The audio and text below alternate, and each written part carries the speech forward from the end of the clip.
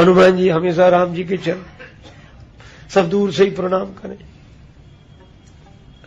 और फिर सबको लगा, भरत जी से कहा, शत्रुघ्न जी से कहा, लक्ष्मण जी से, कि हनुमान जी रोज बैठते भगवान के चरणों में, कभी तो हटे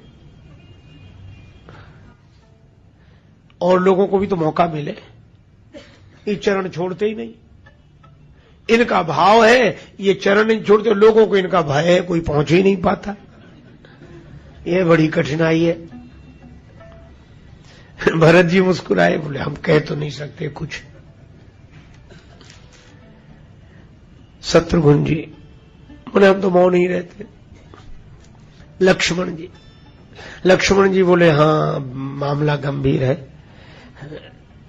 पर हम क्या कहें, राम जी से तो कहने की हिम्मत नहीं, फिर माता जी से कहो।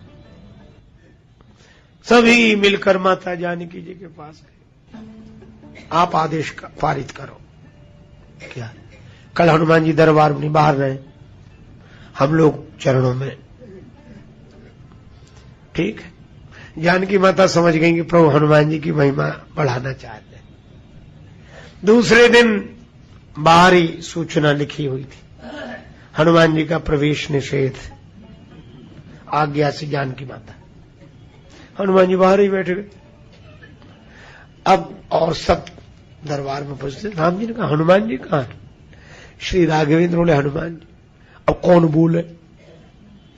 वो राम जी ने कहा कहां है? तब लक्ष्मण जी ने कहा प्रभु अपराध क्षमा हो, हनुमान जी का प्रवेश निषेध किया है आज। किसने?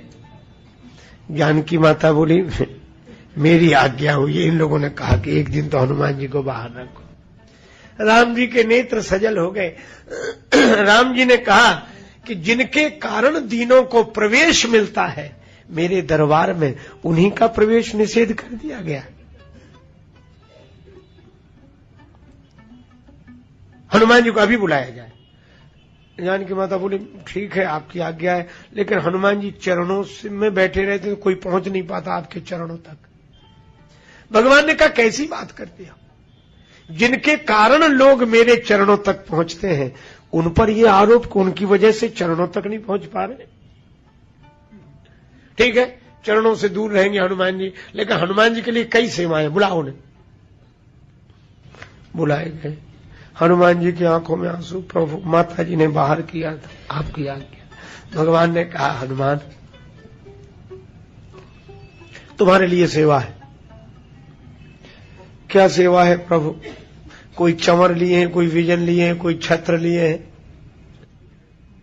भगवान बोले कि हमको, बोले चरणों में और लोग बैठ गए। भगवान ने कहा हमें जमाई आवे तो चुटकी बजाना।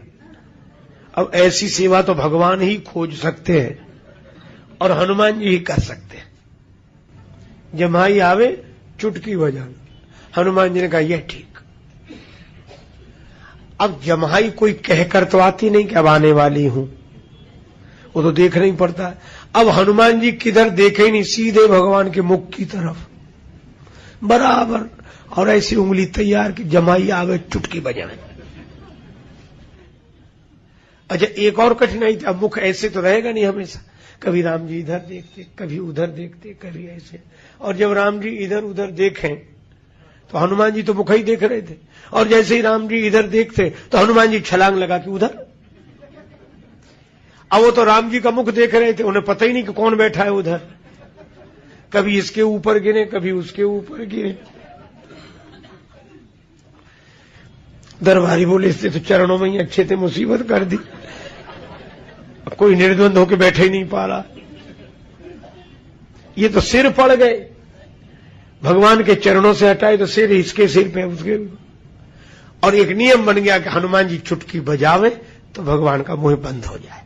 जमाई के लिए खुले, हनुमान जी चुटकी बजा। दिन भर तो किसी तरह जानकी माता से कहा कि बड़ी मुसीबत है। माता बोली अब जैसा किया है वैसा होगा, कल होगा परिवर्तन, आज तो।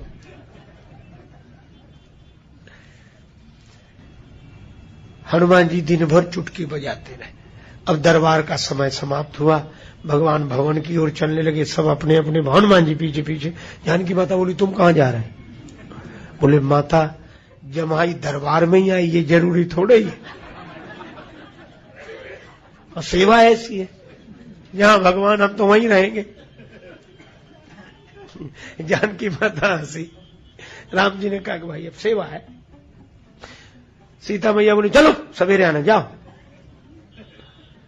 अब आज्ञा है माता की तो लौट नहीं है, लेकिन फिर सोचने लगे कि भगवान को जमाई आई रात्रि में तो हम क्या, तो भवन की छत पे बैठ गए और एक निश्चय किया, रात भर चुटकी बजाओ, जब आएगी जमाई तब आती रहे। हनुमान जी ने चुटकी बजानी शुरू की, जय सिया राम जय जय सिया राम, रात भर चुटकी। सवेरे ब्रह्म मुहूर्त में प्रभु जागे, तो जागने के बाद भगवान ने जमाई ली। ले अंगड़ाई सहज शिव सर्वस, आलस बस जमो हाथ, आलस बस जमो हाथ, जागे जानकी नाथ, कृपा निधि जागे जानकी नाथ।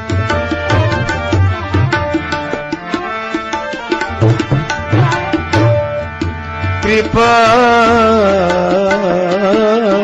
निधि जागे जानकी नाथ, जागे जानकी जानकी जानकी,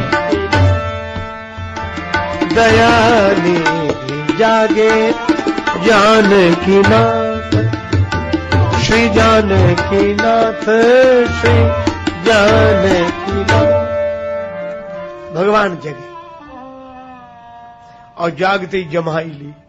तो नियम यह था कि हनुमान जी चुटकी बजावे और चुटकी बंद हो तो मुंह बंद हो, पर वहां तो चुटकी बज ही रही थी, भगवान का मुख खुला ही रह गया, बंद ही ना हो।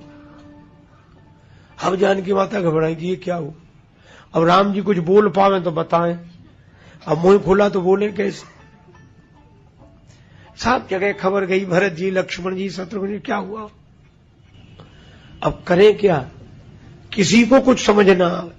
तब गुरु जी बुलाएंगे, गुरुदेव आए, जो राम जी की ये दशा देखी, भगवान का तो मुख ही खुला, क्या हुआ क्या हुआ, गुरु जी आप ही बताओ। ये तो बड़ा संकट है, और जो संकट कहा तो वशिष्ठ जी को याद आ गई, को नहीं जानत है जग में कपि संकट मोचन नाम तेरा।